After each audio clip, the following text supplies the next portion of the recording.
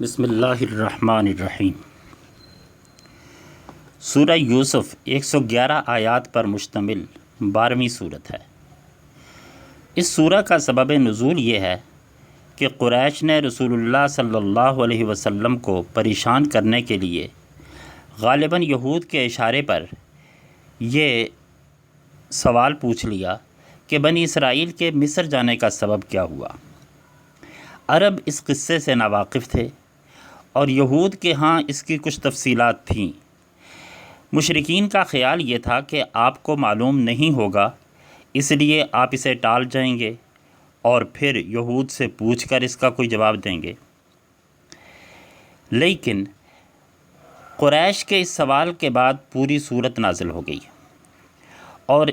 اس کی تفصیلات اس انداز سے بیان کی گئیں کہ تمام تر واقعہ جزوی تفصیلات کے ساتھ بیان کیا اور ساتھ یہ بھی بتایا کہ ان کنت من قبلہ لمن الغافلین، پہلے آپ اس قصے سے واقف نہیں تھے، اور ذالک من انباء الغیب نوحیہ الیک، یہ غیب کی باتیں ہم نے آپ کی طرف وحی کی ہیں۔ لیکن ساتھ یہ پیش گوئی بھی کر دی کہ اس کے باوجود یہ لوگ مان کر نہیں دیں گے۔ یوسف علیہ السلام کا قصہ زبان زد عام و خاص ہے، اس لیے اس قصے کو بیان کرنے کے بجائے اس سے متعلق مختلف نکات پر بات کریں گے۔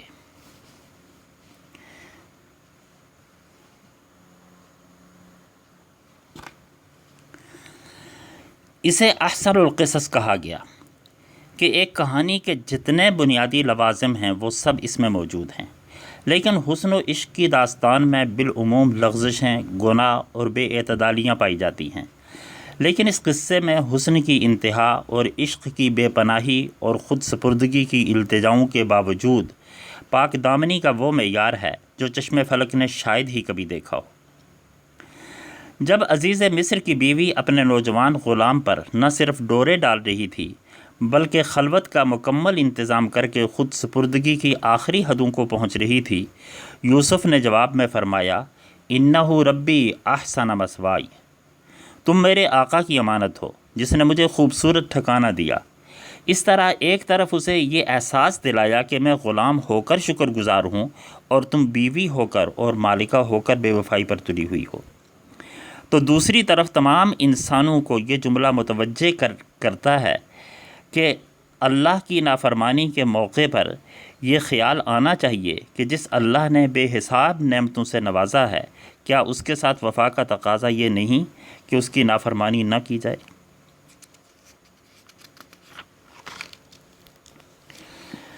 اس واقعے کے ضمن میں قریش اور رسول اللہ صلی اللہ علیہ وسلم کے بارے میں مستقبل کی مکمل تصویر کھینچ دی گئی کہ آپ کو بھی یوسف علیہ السلام کی طرح بہت تھوڑے عرصے بعد وطن سے بے گھر ہونا پڑا، لیکن پردیس میں جا کر آپ بھی یوسف علیہ السلام کی طرح ایک ریاست کے بلا شرکت غیر حکمران ہو گئے۔ پھر جس طرح برادران یوسف اپنے لیے غلہ حاصل کرنے کے لیے یوسف کے دست نگر تھے، اسی طرح مکہ میں قحط کے زمانے میں ثمامہ بن اسال کے ذریعے نجد سے غلہ بھیج کر جانی دشمنوں کے گھر آباد کیے اور ان کی کفالت فرمائی۔ پھر جس طرح آخری حاضری کے موقع پر برادران یوسف علیہ السلام کے آگے ہاتھ پھیلائے کہہ رہے تھے، تصدق علینا ان اللہ یجزی المتصدقین، ہمیں خیرات دے دو، اللہ صدقہ کرنے والوں کو نیک جزا دیتا ہے، تو یوسف نے انتقام لینے کے بجائے معاف کرتے ہوئے فرمایا، لا تثریب علیکم الیوم یغفر اللہ لکم وہو ارحم الراحمین۔ ٹھیک اسی طرح سین حرم میں مکہ کے تمام باغی جنہوں نے اپنی زندگیاں نبوت اور خانوادہ نبوت کا چراغ گل کرنے کے لیے وقف کر دی تھیں، آپ سے زندگی کی بھیک مانگ رہے تھے، اور آپ نے فرمایا، فإنی اقول لکم کما قال اخی یوسف لا تثریب علیکم الیوم اذهبوا فانتم الطلقاء، میں تم سے وہی بات کرتا ہوں جو یوسف نے اپنے بھائیوں سے کہی تھی کہ جاؤ، آج تم پر کوئی الزام نہیں، میں تمہیں معاف کرتا ہوں اور تمہیں آزاد کرتا ہوں۔ اس واقعہ کے ضمن میں توحید کی دعوت کا پیغام جا بجا مذکور ہے کہ یوسف علیہ السلام قید و بند میں بھی اور ہر جگہ یہ بتاتے ہیں کہ وَاتَّبَعْتُ مِلَّةَ آبَائِي إِبْرَاهِيمَ وَإِسْحَاقَ وَيَعْقُوبَ مَا كَانَ لَنَا أَن نُّشْرِكَ بِاللَّهِ مِن شَيْءٍ ذَلِكَ مِن فَضْلِ اللَّهِ عَلَيْنَا وَعَلَى النَّاسِ وَلَكِنَّ أَكْثَرَ النَّاسِ لَا يَشْكُرُونَ۔ کہ میں نے اپنے باپ دادا ابراہیم، اسحاق اور یعقوب کے دین کی اتباع کی ہے۔ ہمارے لیے تو زیبا ہی نہیں کہ ہم اللہ کے ساتھ کسی کو شریک ٹھہرائیں۔ یہ اللہ کا ہم پر فضل ہے اور لوگوں پر بھی ہے، لیکن اکثر لوگ شکر نہیں ادا کرتے۔